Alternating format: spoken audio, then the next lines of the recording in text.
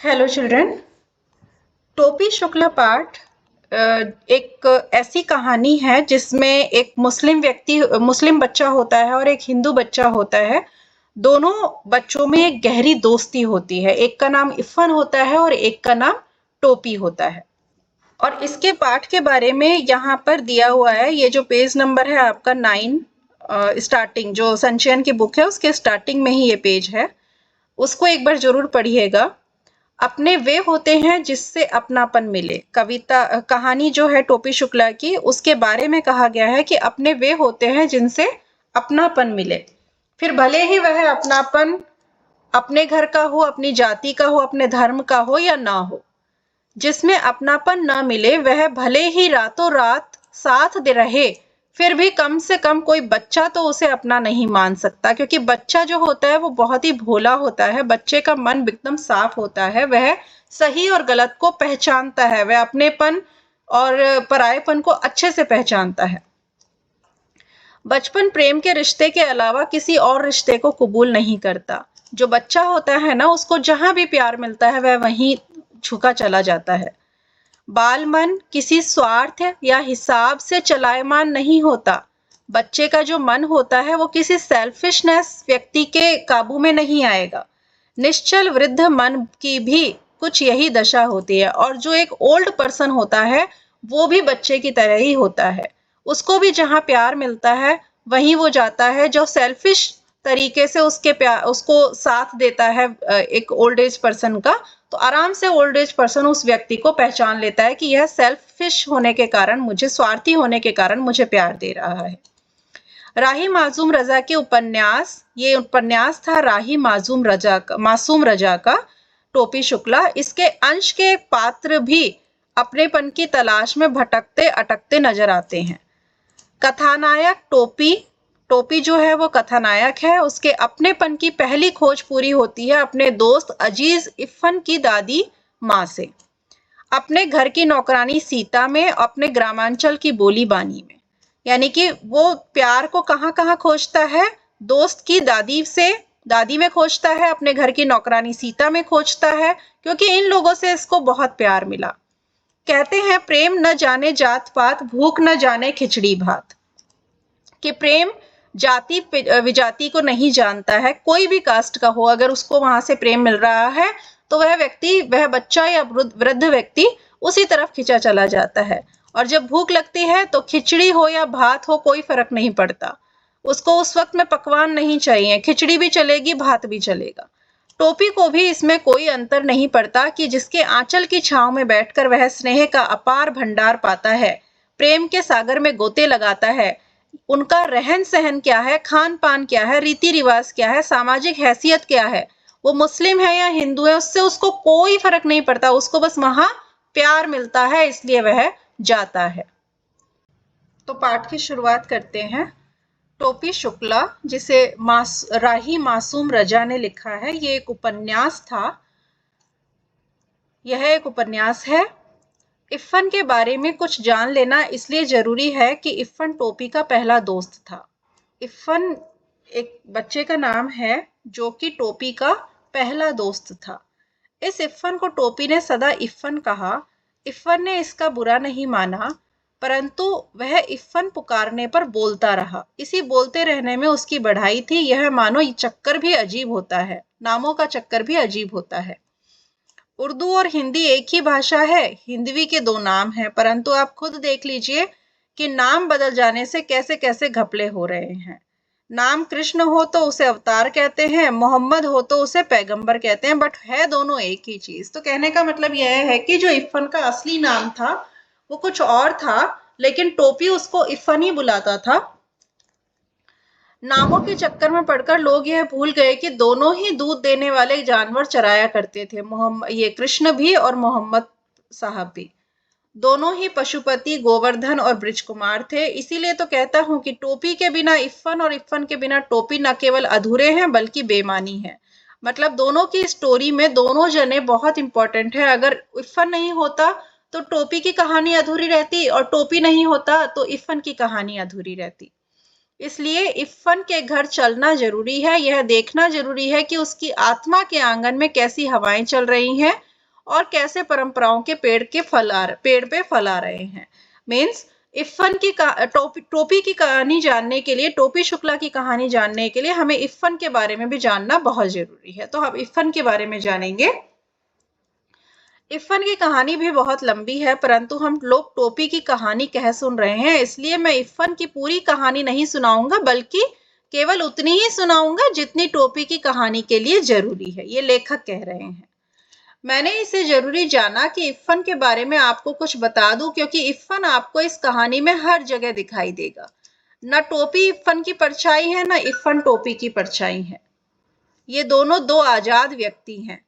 इन दोनों व्यक्तियों का डेवलपमेंट एक दूसरे से आजाद तौर पर हुआ है। मतलब दोनों ही व्यक्ति अपने अपने घर में ग्रोथ कर रहे थे, अपने अपने जगह पर ग्रोथ कर रहे थे, बट फिर भी इनकी कहानी जो है वो अलग है। इन दोनों को दो तरह की घरेलू परंपराएं मिली हैं, एक मुस्लिम था, एक हिंदू था।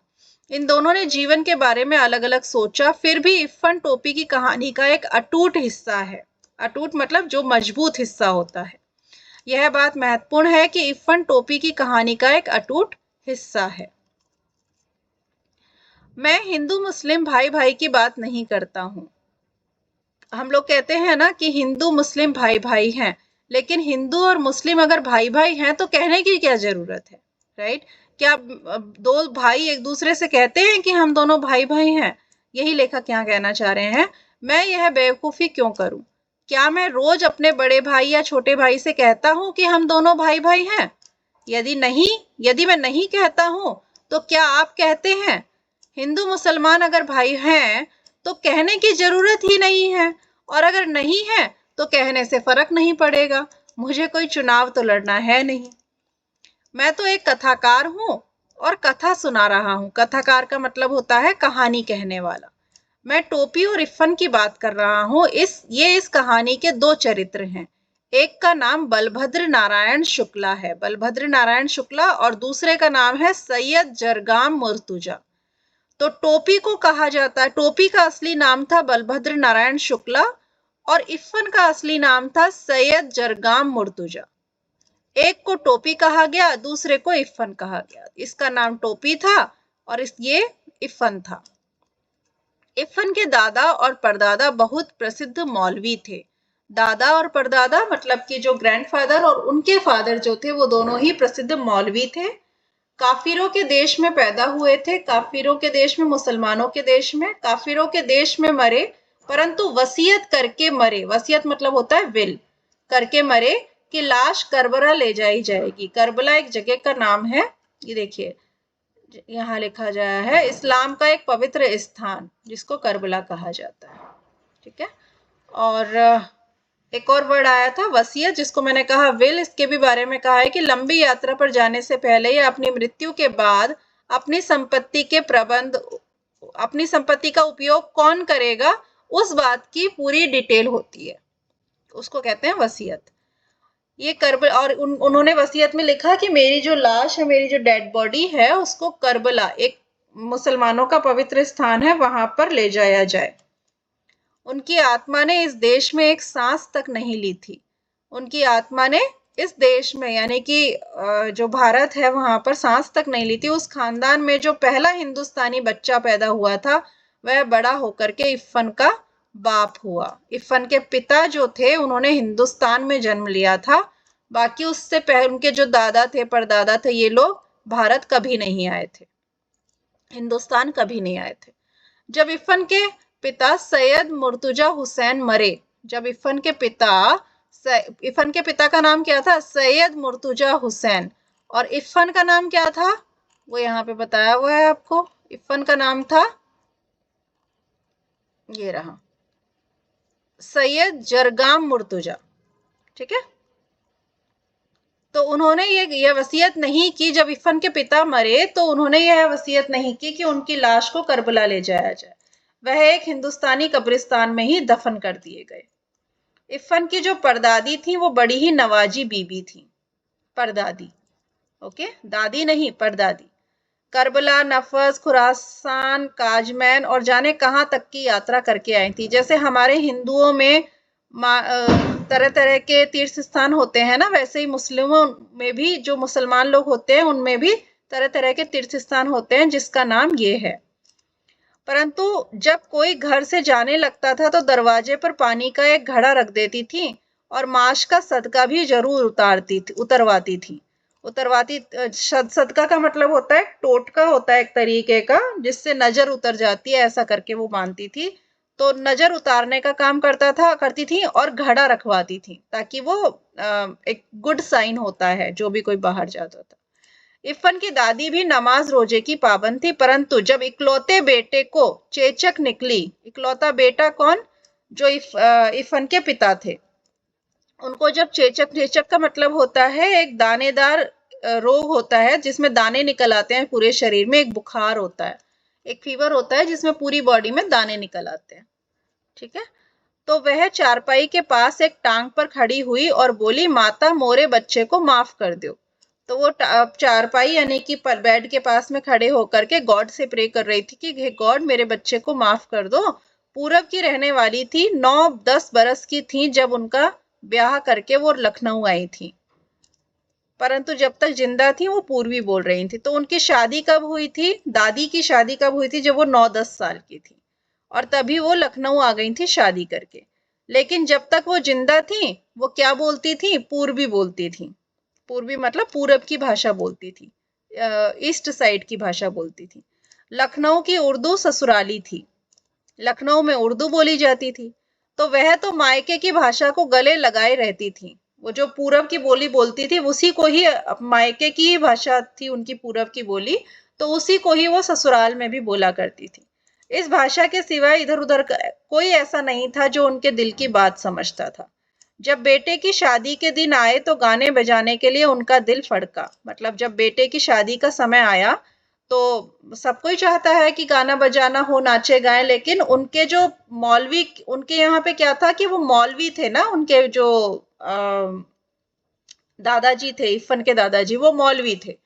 तो मौलवियों के घर पे गाना बजाना नहीं हो सकता था, ऐसा रिवाज था। मौलवी इज अ लाइक पुजारी। ओके। तो बेचारी दिल महसूस कर रह गई थी। हाँ, इरफान की छठी, छठी मतलब होता है एक 10 दिन, जन्म के छठे दिन का जो पूजन होता है या उत्सव होता है उसको कहा जाता है छठी। ये 10वें नंबर पे देखिए यहाँ दिया हुआ है। पर उन्होंने जी भरकर जश्न मनाया। तो इरफान की छठी जब हुई थी तब उन्होंने जी भर के जश्न मनाया, मतलब बहुत डांस वांस किया, बहुत मन से खूब खुश हुई। बात यह थी कि इरफान अपने दादा के मरने के बाद पैदा हुआ था। ठीक है।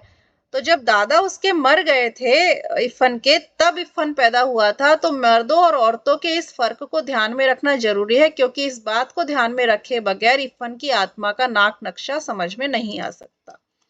तो कहने का तात्पर्य यह है कि इरफान का जब छठी हुई थी, मतलब जन्म के 6 दिन बाद, दादी खूब अच्छे से नाच गा सकी थी। क्यों? क्योंकि उनके दादा उस वक्त में मर चुके थे जब इरफान पैदा हुआ था। लेकिन जब इरफान के पापा की शादी हुई थी तब उस समय में वो नाच गा नहीं सकी थी, क्योंकि उस वक्त में उनके दादाजी जिंदा थे इरफान के, और दादाजी इरफान के जिंदा थे, इट मीन्स कि वो दादी के हस्बैंड ही तो थे। तो वो जिंदा थे तब तक वो नाच गा नहीं सकती थी, क्योंकि मौलवी के घर में गाना बजाना संभव नहीं था। इरफान की दादी किसी मौलवी की बेटी नहीं थी, बल्कि एक जमींदार थी। दूध घी खाती हुई आई थी, परंतु लखनऊ आकर वह उस दही के लिए भी तरस गई थी जो घी पिलाई हुई काली हांडियों में असामियों के यहाँ से आया करता था। वो असामी लोग, असम के जो रहने वाले होते हैं ना पूर्व साइड में, तो वहां से उनकी शादी में खूब सारा घी आया था काली हांडियों में। काली हांडी मतलब काले रंग की मटकियों में। बट लखनऊ में उन वो दही तक के लिए तरस गई थी। बस मायके जाती तो लपट झपट जी भर के खा लेती। जब मायके जाती थी तो खूब सारा घी, दूध, दही, मक्खन खाती थी, और लखनऊ आते ही फिर मौलविन बन जाना पड़ता था, मतलब पुजारिन की बन जाना पड़ता था। अपने मियाँ से, मतलब अपने हस्बैंड से, उन्हें यही तो एक शिकायत थी कि वक्त देखे ना मौका, बस मौलवी ही बने रहते हैं। कभी तो मौलवी नहीं बनना चाहिए ना। अगर वो पुजारी हैं तो ठीक है, मंदिर में रहें, लेकिन घर में आकर के उनको एक नॉर्मल इंसान की तरह रहना चाहिए। बट वो ऐसे नहीं रहते थे। वो कहते थे कि हम लोग मौलवी हैं, हम ये नहीं कर सकते, हम वो नहीं कर सकते। ससुराल में उनकी आत्मा सदैव बेचैन रहती थी। जब मरने लगी तो बेटे ने पूछा कि कि लाश करबला जाएगी या नसब, तो बिगड़ पड़ी। ससुराल में उनकी आत्मा बेचैन रहती थी जब मरने लगी, जब उसकी दादी मरने लगी तो उनसे पूछा गया, उनके बेटे ने पूछा कि भाई लाश जो है वो करबला जाएगी या नजफ जाएगी। तो बोली कि बेटा जब तक जीऊंगी तुमसे अगर मेरी लाश नहीं संभाली जा रही है तो तुम इस मेरी लाश को घर भेज देना। अब मौत सिर पे थी इसलिए उन्हें ये याद भी नहीं था कि अब घर कहाँ है, घर वाले कराची में हैं या घर कस्टोडियन हो गया है। कस्टोडियन हो गया है का मतलब सरकार के कब्जे में आ गया है। मरते वक्त किसी को ऐसी छोटी छोटी बातें भला कहाँ याद रहती हैं। जब मनुष्य मरने वाला होता है ना तो उसको छोटी छोटी बातें याद नहीं रहती हैं, उसको कुछ वो याद रहता है जो बहुत ज्यादा या तो खूबसूरत रहा है या बहुत ज्यादा खराब रहा है। उस वक्त तो मनुष्य अपने सबसे ज्यादा खूबसूरत सपने देखता है। यह कथाकार का ख्याल है क्योंकि वह अभी मरा नहीं है। ठीक है। इरफान की दादी को भी अपना घर याद आया और उस घर का नाम कच्ची हवेली था। कच्ची इसलिए क्योंकि वो मिट्टी की बनी हुई थी। उन्हें दशहरी आम का वह बीजू पेड़ याद आया। दशहरी आम का बीजू पेड़ का मतलब हुआ कि आम की गुठली से उगाया गया आम का पेड़, उसको कहते हैं बीजू पेड़। याद आया जो उन्होंने अपने हाथ से लगाया था, जो उन्हीं की तरह बूढ़ा हो चुका था। ऐसी ही छोटी छोटी मीठी मीठी बेशुमार चीजें याद आईं। वह इन चीजों को छोड़कर भला करबला और नजफ कैसे जा सकती थी। वह बनारस के फातमैन में दफन की गई क्योंकि मुर्तजा हुसैन की पोस्टिंग उन दिनों वहीं थी। Who is Murtaza Hussain? इरफान के पिता, उनकी पोस्टिंग वहीं थी। और इरफान दादी के जो हस्बैंड थे वो तो पहले ही मर चुके थे ना इरफान के जब जन्म हुआ था, लेकिन इरफान के पिता की पोस्टिंग वहीं पे थी। तो इरफान स्कूल गया हुआ था, नौकर ने आकर खबर दी कि बीवी का देहांत हो गया। दादी को बीवी कहा जाता था, इरफान की दादी बीवी कही जाती थी। इरफान तब चौथे में पढ़ता था, मतलब फोर्थ क्लास में पढ़ता था, और टोपी से उसकी मुलाकात हो चुकी थी। इरफान को अपनी दादी से बड़ा प्यार था। प्यार तो उसे अब्बू अम्मी बाजी, बाजी मतलब होता है छोटी बहन, सॉरी बड़ी बहन, और छोटी बहन नुसरत से भी था, परंतु दादी से वह ज्यादा ही प्यार किया करता था। अम्मी तो कभी कभी डांट कर बैठा देती थी। बाजी का भी यही हाल था। अब्बू भी कभी कभार डांट देते थे और कचहरी समझ करके, मतलब कोर्ट समझ करके घर में फैसला भी सुना देते थे। और नुजहत जो कि छोटी बहन थी, उसको जब मौका मिलता था उसकी कॉपियों से तस्वीरें बनाने लगती थी। बस एक दादी ही थी जिन्होंने कभी उसका दिल नहीं दुखाया।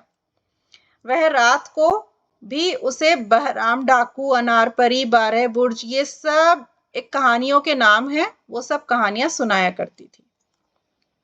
ठीक है। इरफान को, अभी इरफान की बात हो रही है।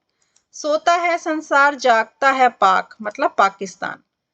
परवरदिगार भगवान, आंखों की देखी नहीं कहती, कानों की सुनी कहती हूँ कि एक मुल्क में एक बादशाह रहा करता था। ऐसे करके वो दादी कहानी सुना स्टार्ट करती थी।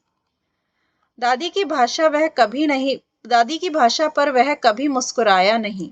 उसे तो अच्छी भली लगती थी, परंतु अब्बू नहीं बोलने देते थे। दादी जो भाषा बोलती थी, मतलब जो दादी पूर्वी भाषा बोलती थी, उस पर वह कभी नहीं मुस्कुराया। इरफान, उसे तो अच्छी लगती थी परंतु अब्बू उसको बोलने नहीं देते थे। अब्बू मतलब उसके पिता नहीं बोलने देते थे। और जब वह दादी से इसकी शिकायत करता था तो वह हंस पड़ती थी कि ए मोरा का है बेटा, मेरा क्या है बेटा, अनपढ़ गंवार की बोली तू क्यों बोलता है, तू तो अब्बा की ही बोली बोला कर। बात खत्म हो जाती और कहानी शुरू हो जाती। और फिर वो कहानी कहती इस तरीके से कि तऊ बादशाह का किहिस की तुरंते एक कोठो हिरन मार लिया वा। ये थी उनकी पूरब की बोली। तो इसी को बोली को वो बोलती थी, लेकिन जो इरफान है उसको ये बोली बहुत अच्छी लगती थी, बट उसके पिताजी कहते थे कि तुम ये बोली मत बोलो। यही बोली टोपी के दिल में उतर गई थी, और यही बोली थी जो टोपी को बहुत प्यारी लगती थी। इरफान की दादी उसे अपनी माँ की पार्टी की दिखाई देती थी। मतलब इरफान की जो दादी दादी थी उसको अपनी माँ की पार्टी की दिखाई देती थी। अपनी दादी से तो उसे नफरत थी, नफरत। जाने कैसी भाषा बोलती थी। टोपी को उसकी दादी से बहुत नफरत थी क्योंकि वो बहुत अजीब सी भाषा बोलती थी, लेकिन इरफान के अब्बू और उनकी भाषा एक थी। ठीक है। जब इरफान के घर जाता तो उसकी दादी के ही पास बैठने की कोशिश करता था। इरफान की अम्मी और बाजी से वह बातचीत करने की कभी कोशिश नहीं करता था। इरफान की बाजी और अम्मी, बाजी मतलब बड़ी बहन, और अम्मी से वो बात करने की कभी कोशिश नहीं करता था। वे दोनों अलबत्ता, अलबत्ता का मतलब होता है बल्कि, बल्कि वे दोनों उसकी बोली पर हंसने के लिए उसे छेड़ती थी। किसकी बोली पर? टोपी की बोली पर हंसती थी और उसको छेड़ती थी, परंतु जब बात बिगड़ने लगती थी तो दादी बीच बचाव करने के लिए आ जाती थी। ते काहे को जाते उन सबन के पास, मुंह पिटावे के झाड़ू मारे, चल इधर आ। मतलब वो टोपी से कहती थी दादी बीच बचाव करते समय कि तुम उनके पास में क्यों जाते हो, क्यों उनके मुंह लगते हो, क्यों जाते हो उनके पास में, चलो इधर आओ। वह डांट कर कहती, परंतु उनका हर शब्द शक्कर का खिलौना लगता, अमावट बन जाता। अमावट का मतलब होता है ये पके हुए आम के रस को सुखाकर बनाई गई मोटी परत, इसको कहते हैं अमचूर। ओके। तिलवा बन जाता। तिलवा भी एक तिल के लड्डू होते हैं या तिल से बना हुआ व्यंजन होता है। और वह चुपचाप उनके पास चला जाता। मतलब होता है ना कि कई बार हम बच्चों को जो प्यार करता है तो वो प्यार प्यार में उसको डांट भी देता है, बट उसकी डांट उसको वो बुरी नहीं लगती, क्योंकि उसकी डांट में भी उसको प्यार नजर आता है। तोरी अम्मा का कह रही हैं, दादी हमेशा यहीं से बात शुरू करती कि तोरी अम्मा का कर रही हैं, क्या कर रही हैं। ठीक है, यहीं से वो बात शुरू करती और पहले तो वह सर चकरा जाता कि अम्मा क्या होता है। फिर समझ में आया कि अम्मा माता जी को कहते हैं, क्योंकि अम्मा अम्मी ये तो कहते हैं मुस्लिमों में, है ना। और टोपी तो था हिंदू, तो उसको समझ ही नहीं आता था किस बारे में बात हो रही है। यह शब्द लेकिन उसको अच्छा लगता था, अम्मा। वह इस शब्द को गुड़ की डली की तरह चुभलाता रहता था, अम्मा, अब्बू, बाजी। यानी उसको इन्हीं शब्दों को वो बार बार अपने मुंह में लाता रहता था। फिर एक दिन गजब हो गया। क्या हुआ कि डॉक्टर भृगु नारायण शुक्ला नीले तेल वाले के घर में, ये भृगु नारायण शुक्ला थे टोपी शुक्ला के पिता, जिनको नीले तेल वाला कहा जाता था, उनके घर में 20वीं सदी प्रवेश कर चुकी थी। मतलब कि डाइनिंग टेबल वगैरह सब कुछ आ गया था, और थालियां लगती थी पर चौके पे नहीं लगती थी, मतलब कि डाइनिंग टेबल पर थालियां लगा करती थी। उस दिन ऐसा हुआ कि बैंगन का भुर्ता उसे जरा ज्यादा अच्छा लगा, तो बैंगन का भुर्ता बना हुआ था घर में, तो उसको बहुत अच्छा लगा। राम दुलारी खाना परोस रही थी। टोपी ने कहा, राम दुलारी थी उसकी अम्मी, उसकी माँ, मदर। तो उसने टोपी ने कहा, अम्मी जरा बैंगन का भुर्ता। अम्मी, अब अम्मी शब्द तो मुस्लिमों में बोला जाता है, तो जैसे ही उसने कहा अम्मी, मेज पर जितने हाथ थे रुक गए। जितने लोग खाना खा रहे थे वो वहीं स्टेच्यू हो गए, और जितनी भी आंखें थी वो सब गई टोपी के चेहरे पर। अम्मी, यह शब्द इस घर में कैसे आया? अम्मी परंपराओं को दीवार डोलने लगी। अम्मी कहते ही परंपराओं की, मतलब कि जो मुस्लिम और हिंदू वाला जो चीज होता है ना, वो सब बातें सबके दिमाग में आने लगी। ये लफ्ज तुमने कहाँ से सीखा? सुभद्रा देवी ने सवाल किया। सुभद्रा देवी थी उसकी दादी, जो टोपी की दादी थी, वो थी सुभद्रा देवी। उन्होंने पूछा कि ये लफ्ज, लफ्ज का मतलब ये शब्द तुमने कहाँ से सीखा। ठीक है, ये थी राम दुलारी, ये था टोपी, ये भृगु नारायण शुक्ला नीले तेल वाले, और ये दादी सुभद्रा देवी। तो उन्होंने पूछा ये शब्द तुमने कहाँ से सीखा? लफ्ज टोपी ने आंखें नचाई। लफ्ज क्या होता है माँ? लफ्ज मतलब उसको पता नहीं था कि लफ्ज का मतलब क्या होता है। ये अम्मी कहना तुमको किसने सिखाया है? दादी गर्जी। ई हम इफ़न से सीखा है। उसका पूरा नाम क्या है? ई हम नहीं जानते, टोपी ने कहा। तो तय कौनो मियाँ के लड़का से दोस्ती कर लिए हो का? राम दुलारी की आत्मा गनगना गई। राम दुलारी ने बोला कि क्या तुम किसी मियाँ यानी मुस्लिम के लड़के के साथ में दोस्ती किए हो क्या? तो बहू, तुमसे कितनी बार कहूं कि मेरे सामने गवारों की जबान मत बोला करो। सुभद्रा देवी राम दुलारी पर बरस पड़ी।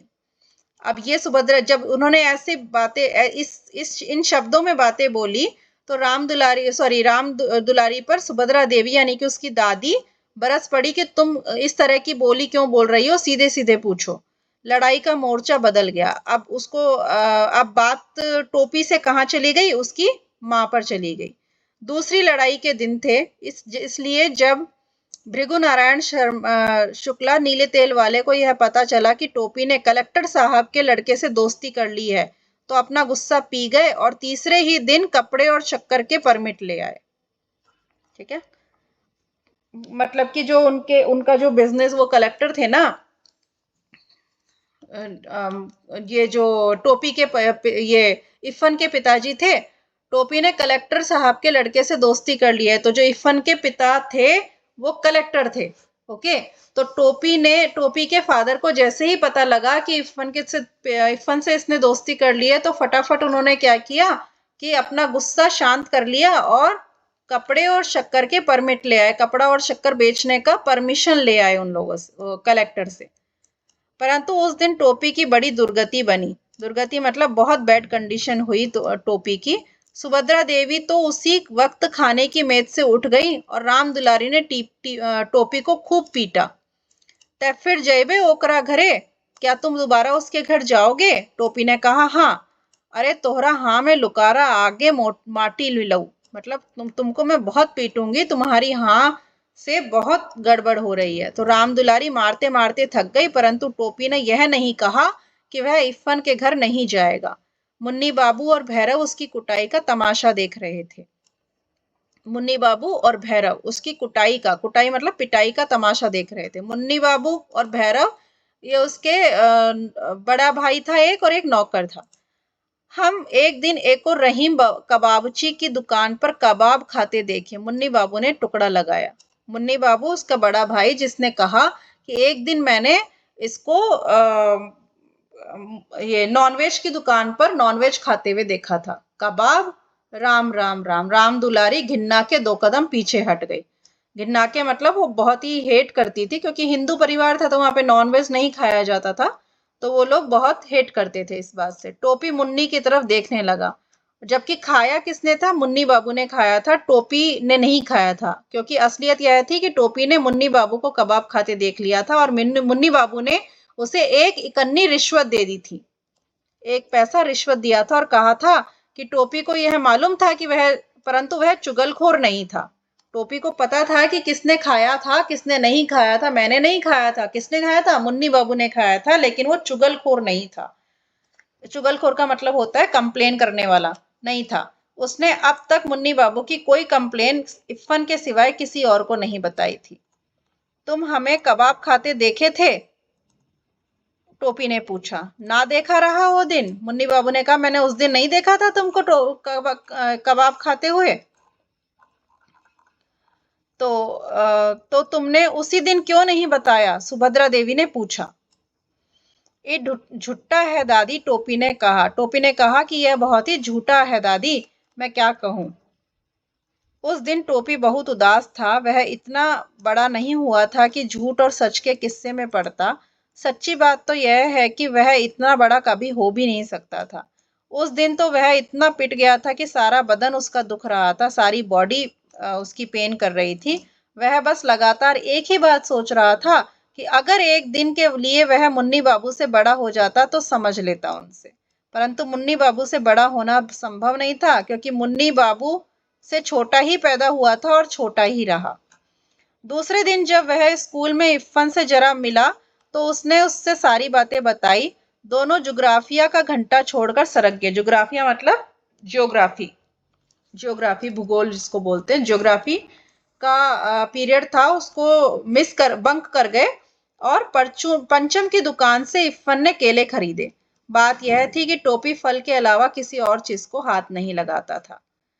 ऐसा ना हो सकत कि हम दोनों दादी बदल लें? टोपी ने इतनी मासूमियत से कहा कि क्या ऐसा नहीं हो सकता कि हम दोनों दादी बदल लें? तोरी दादी मेरे घर आ जाए और मेरी दादी तेरे घर चली जाए।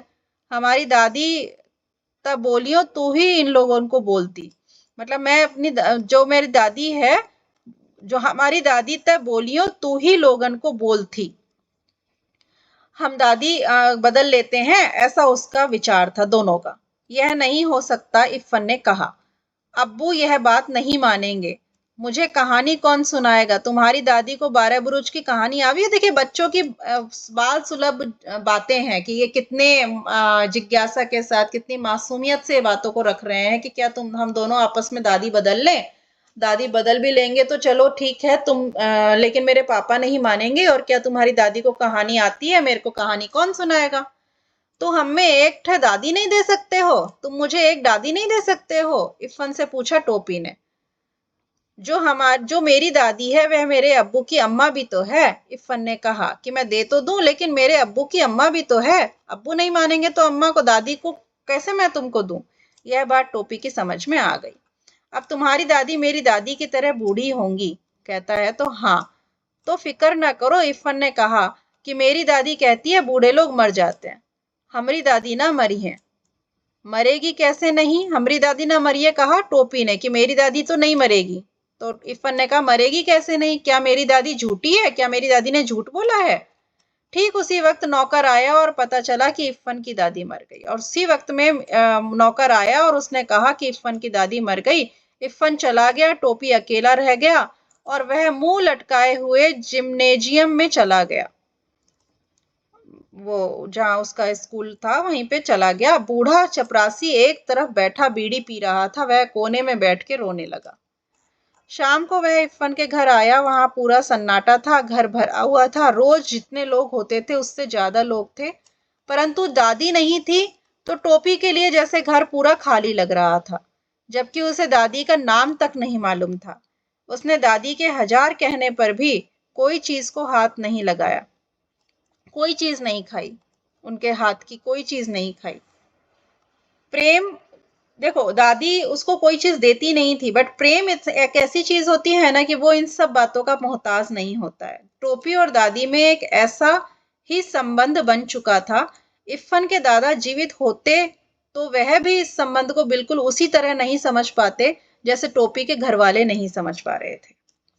दोनों अलग अलग अधूरे थे, एक ने दूसरे को पूरा कर दिया और दोनों प्यासे थे प्रेम के। दोनों कौन, दादी और टोपी। एक ने दूसरे की प्यास बुझा दी थी। दोनों अपने घरों में अजनबी थे और भरे घर में अकेले थे। दोनों ने एक दूसरे का अकेलापन मिटा दिया था। एक 72 साल की थी और दूसरा 8 साल का था, है ना। प्रेम उम्र को नहीं देखता है, प्रेम किसी चीज को नहीं देखता है, प्रेम सिर्फ प्रेम को देखता है। तोरी दादी की जगह हमारी दादी मर गई होती तो ठीक हुआ होता, टोपी ने इरफान पर कहा। पुरसा दिया का मतलब होता है सांत्वना दी। कहा कि टोपी ने कहा इरफान को कि तुम्हारी दादी की तरह जगह पर मेरी दादी मर जानी चाहिए थी।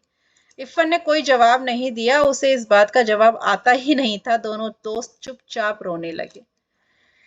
ठीक है चिल्ड्रन, तो इसके बाद का मैं एक और पार्ट बनाऊंगी टोपी शुक्ला का, उसमें मैं आपको देती हूँ।